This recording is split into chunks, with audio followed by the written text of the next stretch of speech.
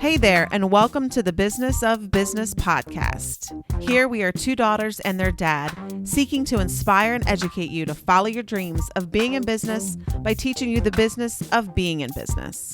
The good, the bad, the humor are all parts of our unique perspective as an entrepreneurial family. Thanks for joining us. So grab a coffee, turn up the volume. Here we go. Hi, everybody, and welcome back to the Business of Business podcast, two daughters and their dad. And I am your host, Staci J. Dempsey. The J is very important because it brings the joy. As always, I have the other daughter and I have the dad, Jennifer and Jack. Hello, how are you both? Good morning. Hello, everybody. Good morning, good morning. So we are practicing our social distancing like the rest of the world, and we are doing our podcast today in different states, but nevertheless we are getting the podcast done because we're calling this our COVID-19 podcast, and we are all living through some challenging times, but also some times that pose a lot of opportunities. And so we felt like it would really serve our listeners today to talk about kind of where we're at in our businesses, what opportunities we're finding during this time that will certainly, carry through once we are past this virus.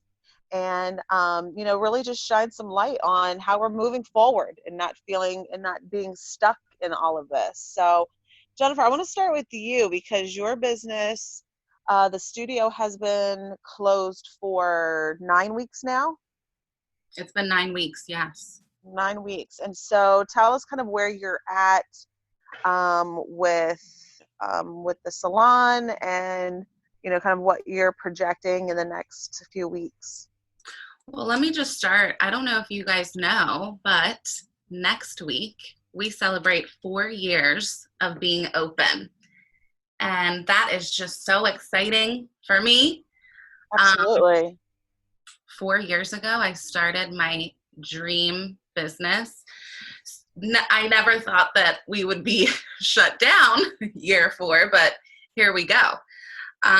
So that's so exciting. Yeah, we've been closed for 9 weeks. It's definitely been a struggle. I'm going to keep it all the way real with you guys. When we first, the government shut us down, I was in a really dark place and just questioning everything. And I kind of sat in that, okay, where do I go from here?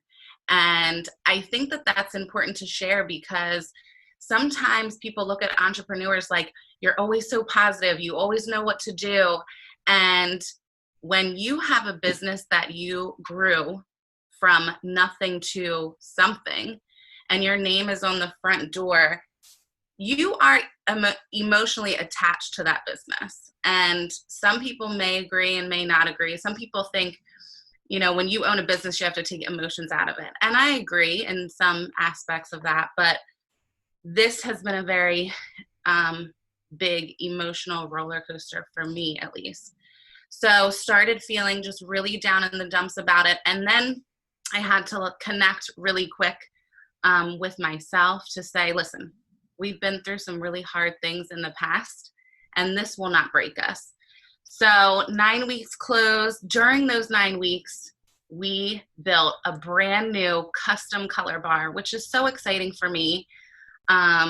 Because especially when you're starting a new business, you might not get everything that you want right away, right? So we definitely built the salon to what we could financially afford, closest to my dreams.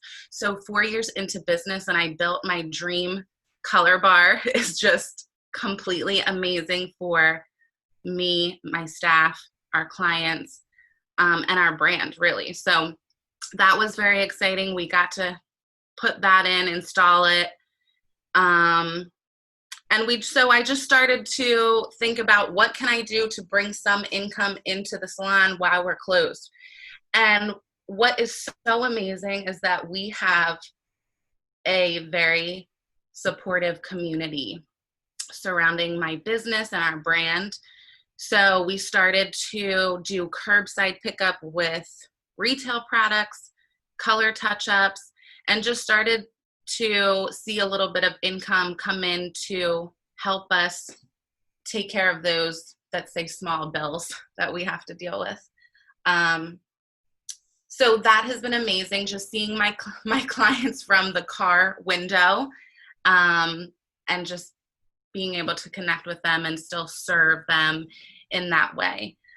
So that's kind of where we are right now. Our team has stayed solid. We've done some Zoom calls. Everyone is really, really excited to get back to work. So as soon as we get the green light, definitely J Faith Hair Studio will be open for business. That's for sure. That's great. That's really good, Jen. Some innovation there, some figuring it out. Everything is figureoutable is what they say. So, Jack, did you want to touch on kind of how our business has looked the last 9 weeks, 10 weeks?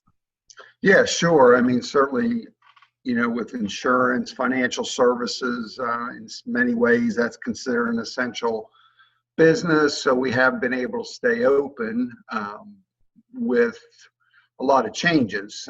We've had to get our staff working remotely for the most part and working from their homes. And, so I was really impressed on how quickly we were able to do that and kind of get functional from, everybody working, from their homes. So that's been a very interesting process and a lot that we've learned from that.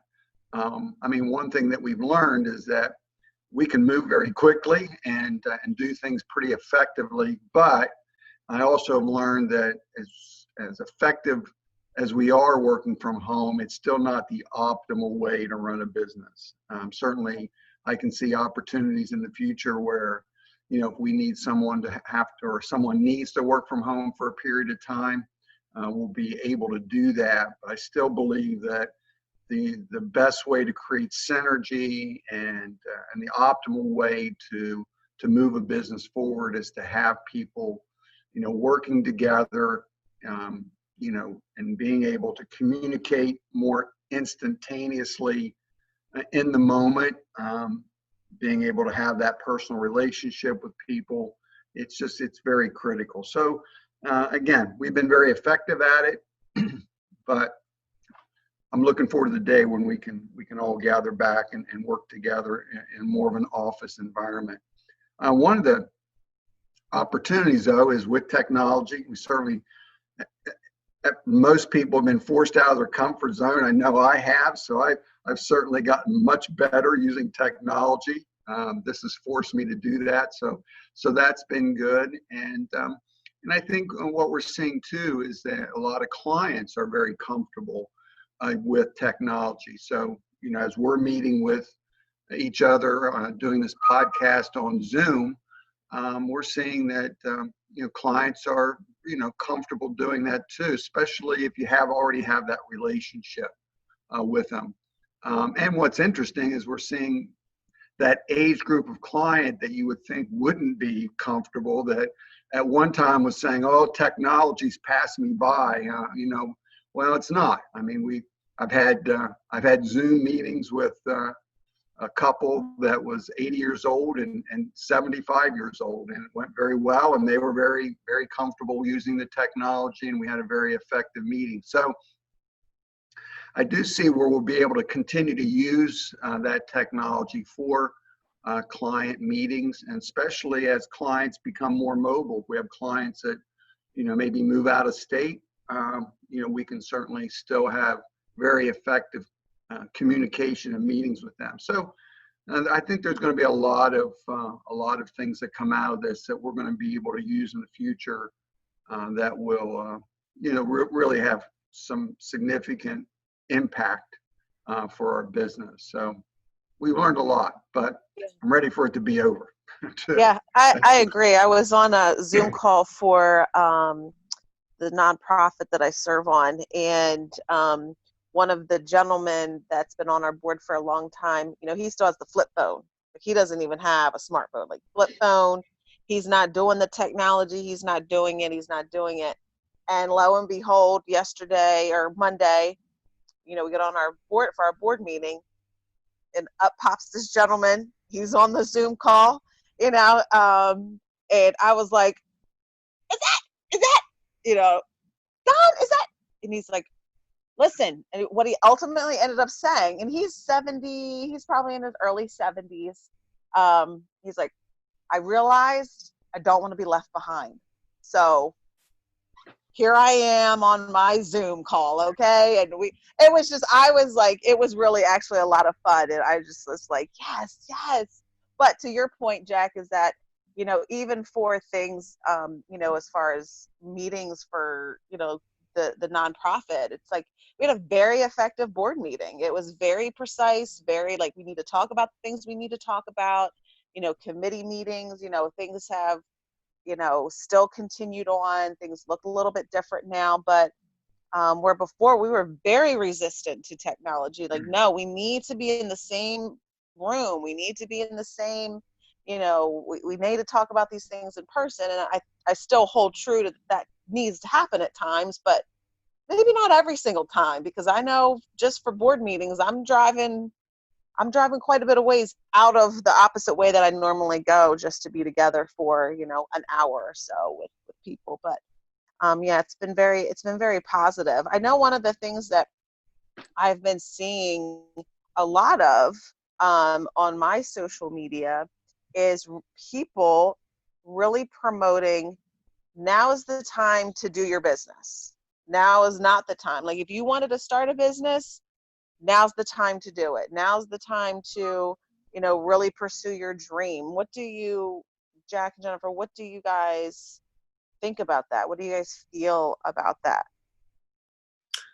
Well, I know in my experience going through all of this again, I have one stream of income with the salon, and I think that it's definitely been an eye-opener to many people, that it is necessary to have more than one income, because when you're in a situation like me, when the government can shut you down and you really don't have a way to make money, it is stressful. And yeah. So the importance of how can we have more than one income, that I don't need to be in the same room as someone necessarily giving a service. What does that look like? What does that feel like? And I agree with you, Staci. I've been seeing it all over social media, especially these multi-level marketing businesses, I feel like have just taken over. And I absolutely love it. I love that people are thinking outside of the box, finding something that works for them or something that they're passionate about, and really just sharing it with other people. I had a conversation with someone I'm involved with Herbalife, and he had reached out to me saying, I've been in Herbalife for a long time. I want to open a nutrition club, but I'm scared. So we started having a conversation, and I told him, I said, listen, I understand all about being scared, but the moment you put your name on a building, things get real, and you will do absolutely whatever it takes to make it work. And I think that if you are looking at starting something, whether it be small, whether it be big, absolutely this is the time to do it, because we cannot put our future on a 9-to-5. We can't put our future on, can I stand in the same room and do someone's hair? I mean, the world is changing. We just can't make that our be all end all anymore. So I think that's definitely the move. Yeah, I would agree. I mean, certainly now would be a much better time than 6 months ago. I mean, I do feel for those people that, opened a business, say 6 months ago and made a significant investment, only to find themselves shut down, maybe like a restaurant or something like that. That would be a tough situation. But But I think that, if it's something you've been thinking about, now would be a good time, because you're going to be able to see kind of what the new landscape is going to be looking like as we begin to operate, with something like this that can be very disruptive. And I think it will frame how you set a business up so that you will be better prepared, for, something like this that kind of comes out of the blue, so to speak. So I think that's one of the things that's going to be very beneficial for people. And then there's a lot of opportunities that this is presenting. There's a lot of gaps that people are seeing now that will create some real opportunities for people that have the desire to be an entrepreneur. Excellent. Yeah, you're absolutely right. There's definitely some new opportunities out there. Definitely some gaps that this virus has created for us to fill with our businesses. So on that note, I want to just take a quick break so that we can hear from our sponsors. Dempsey Weiss and Associates Insurance, located in Elmer, New Jersey, is a multi-line insurance agency successfully meeting the insurance and financial needs of business owners and individuals in New Jersey and Pennsylvania since 1989. J Faith Hair Studio, located just minutes outside of Philadelphia, is the place to go to become the best version of yourself. Okay, thank you to our sponsors for being a part of our podcast. Jack and Jennifer, I'm curious to know, how you feel about trying to make your business recession proof. Is it even possible to be recession proof? I know we're not in a recession, but we are. And is that, how I think that this, living through this COVID-19 is teaching us all a lot about being prepared for the unexpected, because who saw this coming?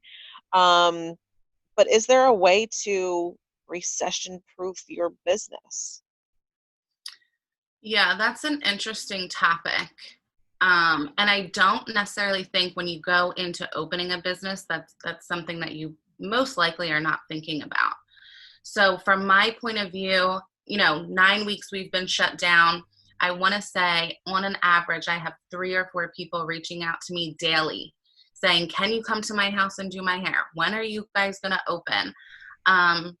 Listen, everyone's going to need a haircut. Everybody's going to need their hair done. Everybody wants to enjoy that experience. So, for me, I definitely think we are recession proof. I do believe when we are allowed to reopen, we are going to be successful.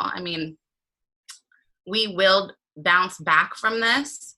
It's just a matter of when are we going to bounce back and how long will it take for us to bounce back. And I was thinking the other day when I first opened the salon, the first accountant that I hired, he gave me advice and said, I don't care if it's every week or once a month, but you need to start building a savings account for the salon, whether it's $5 a week, $20 a week. Start building some backbone with your finances. And, I've always done that. I want to say my dad taught me that a long time ago, that I'm just a person that likes to have a savings account, and I don't like to use it. So I like to forget that it's not even that it's not even there. So I think this has taught us, especially in business, and really in our personal life, that we have to be prepared for financial obstacles. So whatever that looks like for you, if you can start saving $5, $20, that's one thing that I'm super proud of right now, is that the salon and myself personally, we've worked really hard to build financial backbone. So this is not going to hurt us. Now, do I necessarily want to spend all of our savings to save it? Of course not, right? We've worked hard to build that up, but you definitely have to be ready financially for any kind of shutdown, recession. I don't think we'll ever see a shutdown like this, but recession, we're seeing a lot of the times in the salon industry, our summers die off. So in my business model, I know that we need to prepare for summer when people are not getting their hair done as often as they are around holidays and things like that. So, but, when you're starting a business, are we necessarily thinking about that? Absolutely not. And I think that this COVID-19 is just a huge lesson for business owners to make sure that we have things in place that 9 weeks of being closed or 9 weeks that our business is impacted will not break what we've built for 2 years, 4 years, 6 years. I think it's going to be interesting. If I was looking to open a business right now, one of the things I would be doing is I would be observing kind of what survives, what kind of business really, or business, takes a hit during this, and what kind of businesses that close up, because not all business, I don't know if you can totally ever prepare for something like this, but your normal recession cycle, which is, every, 5 years, something like that. You do have to ask yourself, is this business something that would be impacted by a recession, that I would see a significant downturn for a period of time or during that recession. So for example, your business might be, maybe a higher end retail clothing boutique. Well, that might be a business, for example, that might not survive a recession, because again, those are the kind of businesses that people can quickly say, you know what, I've got plenty of clothes in the closet. I don't need to go be shopping for new clothes. Or if I am going to go shopping, I'm not going to go to the higher end boutique. I'm going to go to something that's a little more reasonable in price. So anything that like that, you have to be very careful with. And obviously some personal services can be impacted. Now, as Jen said in her business, I think the business of doing hair is relatively recession proof. I know that it could pull back some, but as we're seeing now, men and women want their hair cut, they want their hair done, so they'll skip on other things to keep that going, I think. But maybe other things, that are along, like maybe some of your massage franchises or things like that might take somewhat of a hit through a recession. So you do need to ask yourself that question. If the answer is yes, then you do need to prepare for that. You need to prepare for that downturn, through what Jen was talking about, putting some money aside that you can, weather that time. So when it comes back out of it, you're still good to go. Excellent.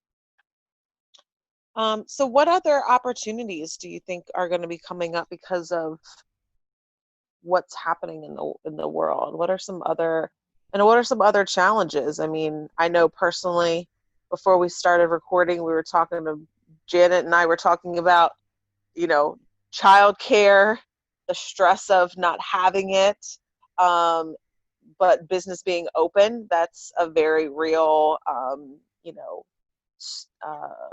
stressor right now, at least for me, that I need to be working, but I've got my kids here full time and they need me for every single thing. And childcare not looking to open up for another couple of months, and not having enough activities for them. So what other kind of stressors, like how are you guys dealing with? We're all in different places. Jack doesn't have little children at home, but I'm sure there's other stressors that you have. How are you guys managing through some of these additional challenges besides business? Yeah, well, let me say, I have, my daughter is 1.5. So I actually have really, really loved being home with her, and just reflecting back on, the hustle and bustle of what my life looked before COVID, and, waking up and feeding her and rushing to daycare and rushing to the salon and who's picking her up after daycare.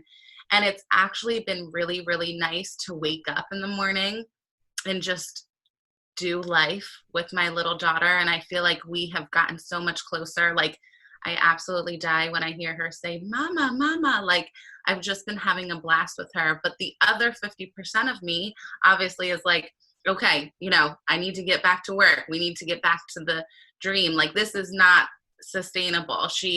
And at the same time, my daughter is an only child. So I think she misses her cousins. She misses playing with kids. She misses structure.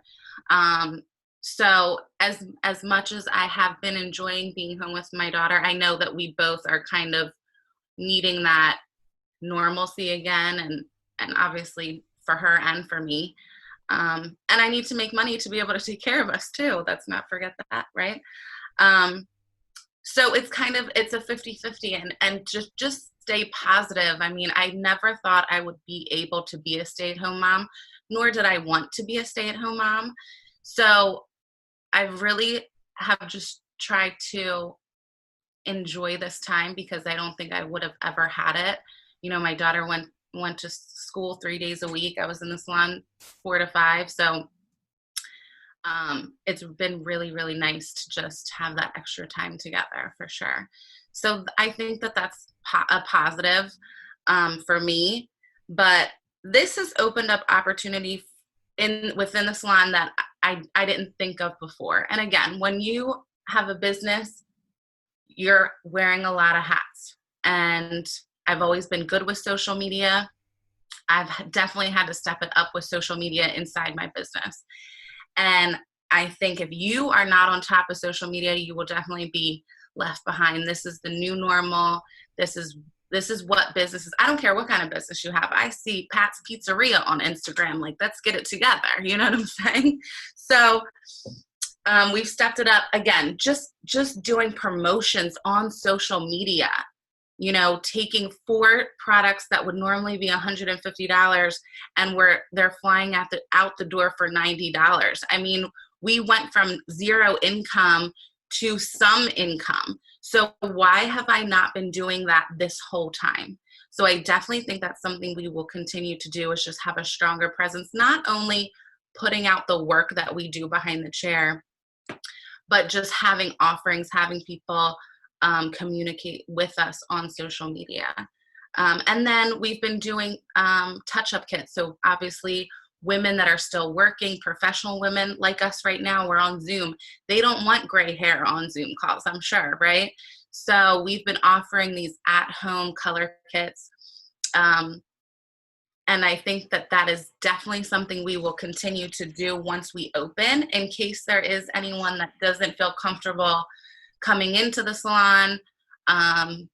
We'll still have that option for some of our clients. And I was actually thinking the other day, a lot of my clients I've known for 10 years, and it's truly amazing to see people stand behind you and your business and your brand, especially when you've built a relationship. So when I'm talking about, I don't want to say their name, but let's say franchise hair cutting places. When you have people just in and out, let's do as many haircuts as we can. There's no relationship. I don't think that they will do maybe as well once they get to reopen, because there's no relationship, there's no bond, there's no trust. And one thing that I've prided our business on is that we really try and take care of our clients. So I think that that's why they feel so comfortable coming into the salon. When this even first happened, they're like, please don't close. I'll wear a mask. I'll do whatever you want me to do. Just let me get my hair done. So they truly trust us, and they know that we wouldn't put them in a harmful situation. We have all mothers working here. We wouldn't let our kids be in a harmful situation. So we are 100% prepared to have a safe environment for our clients when they come back. And the beauty of all this work that we've done in the last 4 years, building relationships, is that they truly, truly trust us. And I think Colby said it best. When you're in business, people have to like you, right? And that's not to say everyone's going to like you, and that's okay. But people that choose to do business with you, because let's be real, there's tons of places you can get your hair done. There's tons of people you can do insurance with. But when people like you and like what you stand for and like what you do for the community and have been through your journey, and we've been through divorces and having kids, and I was at your house doing your hair while I was building the salon, we have such a strong bond that 9 weeks of COVID-19 will not break. And I think that that is something our business has built, and I have built over 10 years that maybe some salons haven't. So that would be a really big piece of advice that I would give business owners is you have to build relationships in any business that you're in with your clients, whether it's even through social media, in person. People want to know you, people want to trust you. And when you have some of these difficult times, they're looking for you to lead them to say, hey, we have masks, we have this, we have an air purifier. We're ready to service you and give you the experience in the best, safest environment that we can. And they're going to walk through your door. Okay, Jack, top that, because I think Jennifer just preached the whole gospel. Well, She I'm gave just going the to, whole word. yeah, I'm going to, well, she hit the client relationship very well. So I'll just leave that where it's at because she did that perfectly. But the only thing I would add would be there's also, your team. And that's the other thing is you have, this was my first experience of leading a team through something like this. And I know Jen's the same way because, again, they have a lot of doubt. They have a lot of questions. And so, that relationship and that culture that you built in your business, prior to something like this really carries through these times because it's important that your team trusts you, that they're safe. I'm not even just talking about, the being safe from the virus. I'm just saying being safe from the standpoint of you're putting their interests into this whole thing so that they can feel like, Dempsey Weiss is going to, because what Jack and Dave and everybody's doing, we're going to come out of this, and I'm going to come out of it still with a job and still with, a lot of security. And so, but it's that relationship. You can't wait till something happens for people to feel that way. You've got to be building that along the way. And that just comes with, leadership and just always putting, other people, your staff and your team, especially, really before yourself so that they'll feel that when, quite frankly, all hell breaks loose like this did. So, so I think that's the other thing. And I one of the things I'm really excited about though is, kind of what's going to come out of this. I have a kind of a thing that I'm doing now. I'm just watching how different businesses are responding. And it's just amazing to see the innovation and how they're, you're starting to see it everywhere. Businesses who say, saying, no, we're not going to let this situation put us out of business. We're not going to let this situation, dramatically impact us. We're going to, instead of just scaling back, we're going to innovate. And you're just seeing these things that are happening out there. It's just very, very interesting to see, very rewarding to see entrepreneurs innovating through all of this. So again, I think we're going to come out of this really, really strong if you are committed to creativity and innovation. Excellent. I agree.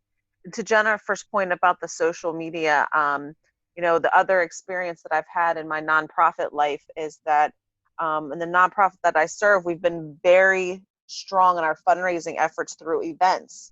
And now we're staring down the barrel of not being able to hold any of our events this year.